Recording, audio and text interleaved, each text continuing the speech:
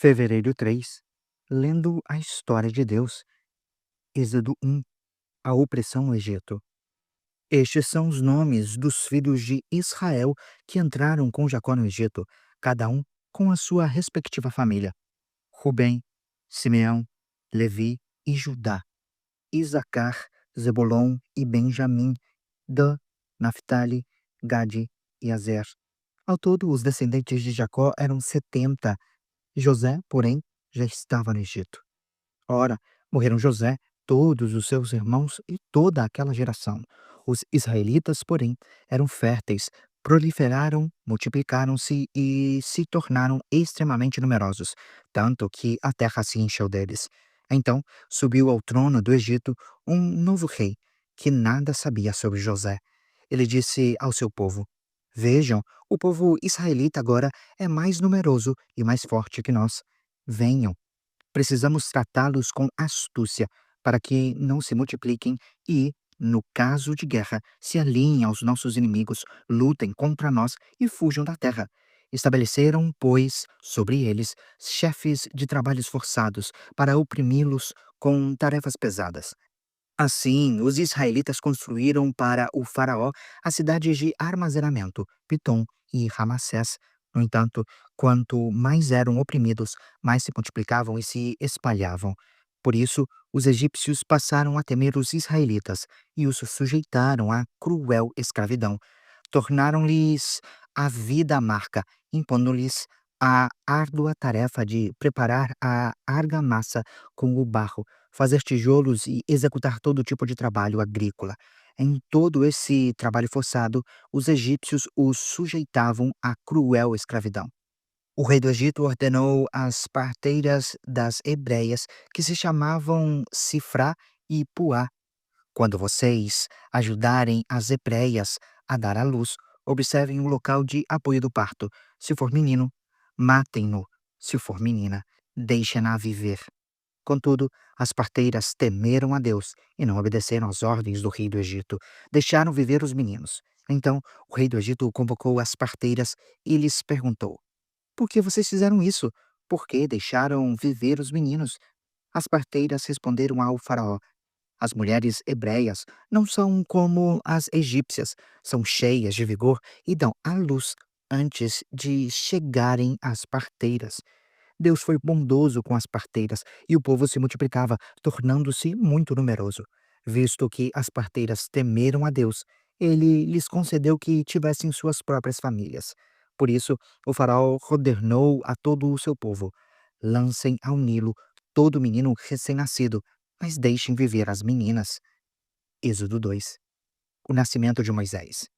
Ora, um homem da tribo de Levi casou-se com uma mulher da mesma tribo, e ela engravidou e deu à luz um filho. Vendo que era bonito, ela o escondeu por 3 meses. Quando não podia mais escondê-lo, pegou um cesto feito de papiro e o vedou com betume e piche. Colocou nele o menino e deixou o cesto entre os juncos, à margem do Nilo. A irmã do menino permaneceu à distância para ver o que lhe aconteceria. A filha do faraó desceu ao Nilo para tomar banho. Enquanto isso, as suas servas andavam pela margem do rio. Então, ela viu o cesto entre os juncos e mandou a sua criada apanhá-lo. Ao abri-lo, viu um bebê chorando, ficou com pena dele e disse: Este menino é dos hebreus.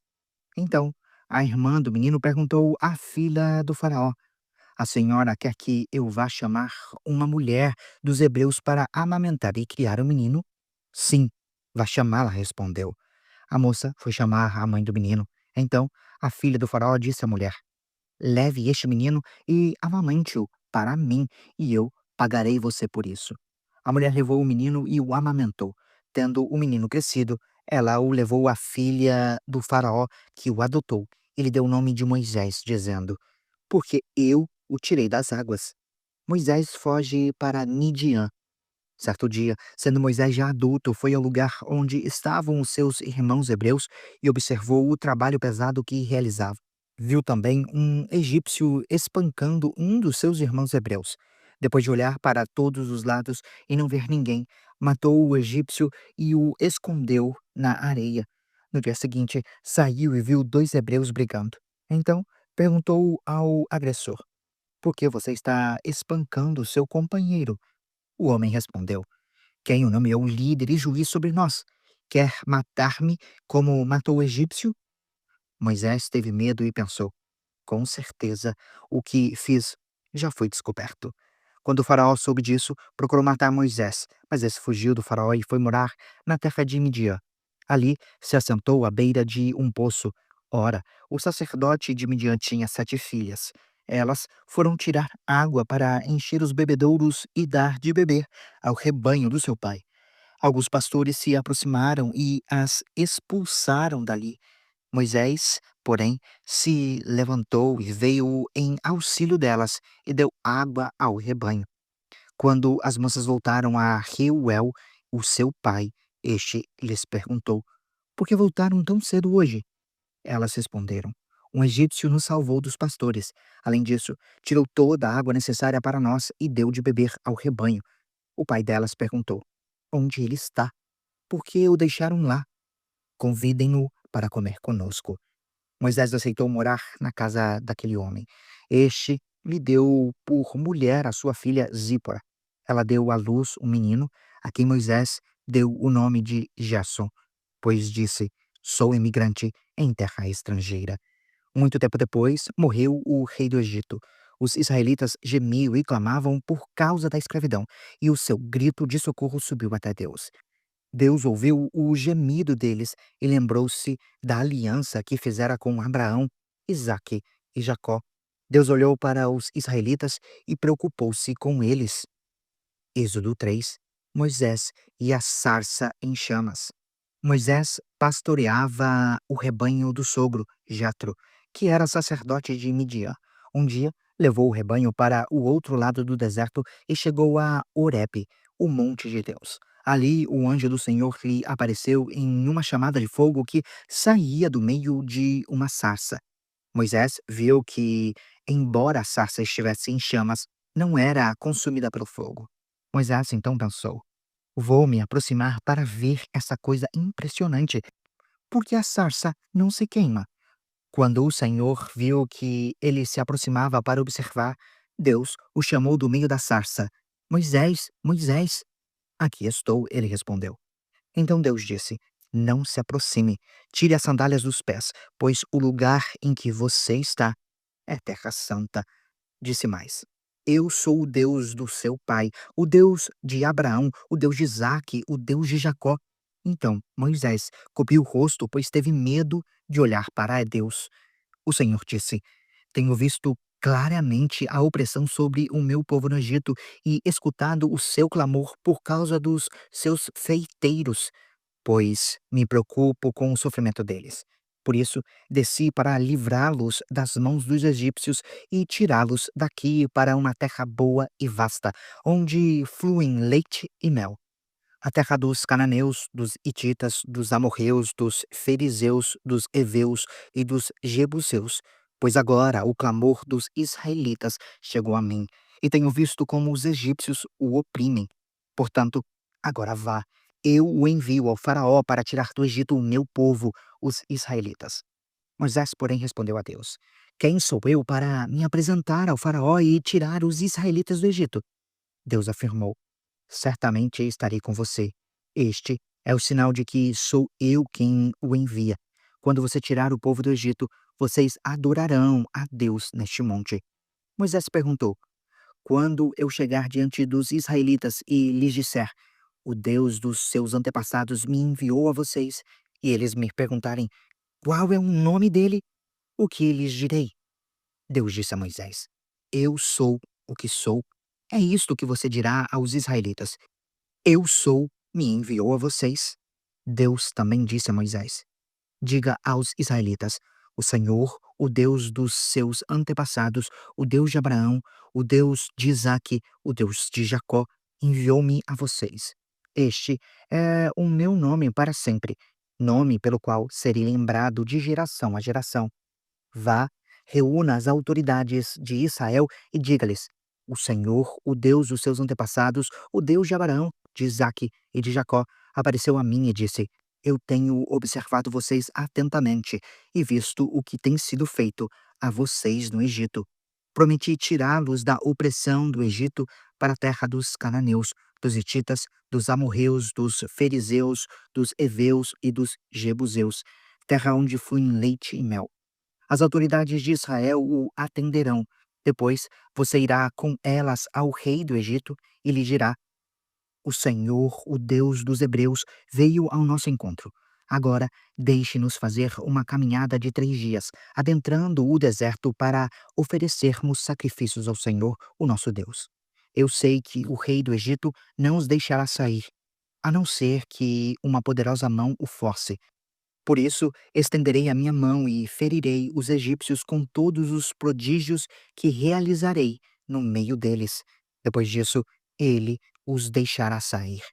Eu farei que os egípcios tenham boa vontade para com este povo, de modo que, quando vocês saírem, não sairão de mãos vazias. Todas as israelitas pedirão às suas vizinhas e às mulheres que viverem na casa dessas vizinhas objetos de prata, de ouro e roupas que vocês porão nos seus filhos e nas suas filhas. Assim vocês despojarão os egípcios. Êxodo 4. Os sinais concedidos a Moisés. Moisés respondeu: E se eles não acreditarem em mim, nem quiserem me ouvir e disserem: o Senhor não veio ao seu encontro? Então o Senhor lhe perguntou: o que é isso na sua mão? Uma vara, respondeu ele. O Senhor disse: jogue-a ao chão. Moisés jogou-a, e ela se transformou em uma serpente. Moisés fugiu dela, mas o Senhor lhe disse: estenda a mão e pegue-a pela cauda. Moisés estendeu a mão, pegou a serpente, e essa se transformou em uma vara na sua mão. Então Moisés disse: isso é para que eles acreditem que o Senhor, o Deus dos seus antepassados, o Deus de Abraão, o Deus de Isaque, o Deus de Jacó, apareceu a você. O Senhor ainda disse: põe a mão dentro da sua veste. Assim Moisés pôs a mão dentro da veste e, quando a retirou, ela estava leprosa, parecia neve. Ordenou-lhe depois: agora ponha de novo a mão dentro da sua veste. Moisés tornou a pôr a mão dentro da veste e, quando a tirou, ela estava novamente como o restante da sua pele. Então o Senhor continuou: se eles não acreditarem em você nem derem atenção ao primeiro sinal milagroso, acreditarão no segundo. Se, ainda assim, não acreditarem nesses 2 sinais, nem lhe derem ouvidos, tire um pouco de água do Nilo e derrame-a em terra seca. Quando você derramar esta água em terra seca, ela se transformará em sangue. Moisés, porém, disse ao Senhor: se me permite, Senhor, nunca tive facilidade para falar, nem no passado, nem agora que falaste ao teu servo. Tenho muita dificuldade para falar. O Senhor lhe disse: quem deu boca ao homem? Quem o fez mudo ou surdo? Quem lhe concede vista ou o torna cego? Não sou eu, o Senhor? Agora, pois, vá, eu o ajudarei a falar, ensinando-lhe o que dizer. Moisés, porém, respondeu-lhe: ah, Senhor, peço-te que envies outra pessoa. Então o Senhor se irou com Moisés e lhe disse: você não tem o seu irmão Arão, o levita? Eu sei que ele fala bem. Ele já está vindo ao seu encontro e se alegrará ao vê-lo. Você falará com ele e dirá o que ele deve dizer. Eu estarei com vocês quando falarem e os instruirei sobre o que fazer. Ele será o seu porta-voz diante do povo e falará como o seu representante. Você falará a ele como se fosse o próprio Deus. Leve na mão esta vara, porque com ela você fará os sinais milagrosos. A volta de Moisés ao Egito.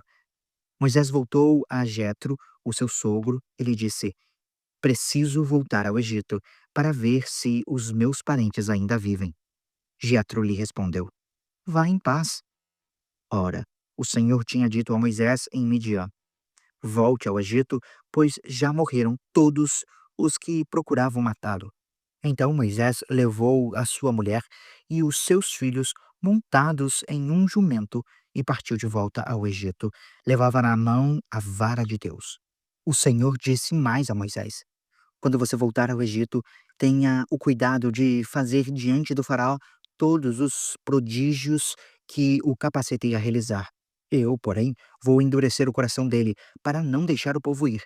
Diga ao Faraó que assim diz o Senhor: Israel é o meu primogênito, e eu já disse a você que deixe o meu filho ir para prestar-me culto, mas você não quis deixá-lo ir, por isso matarei o seu primogênito. Em uma hospedaria ao longo do caminho, o Senhor foi ao encontro de Moisés e procurou matá-lo. Então, Zípora pegou uma pedra afiada, cortou o prepúcio do seu filho, tocou os pés de Moisés e lhe disse: Você é para mim um marido de sangue.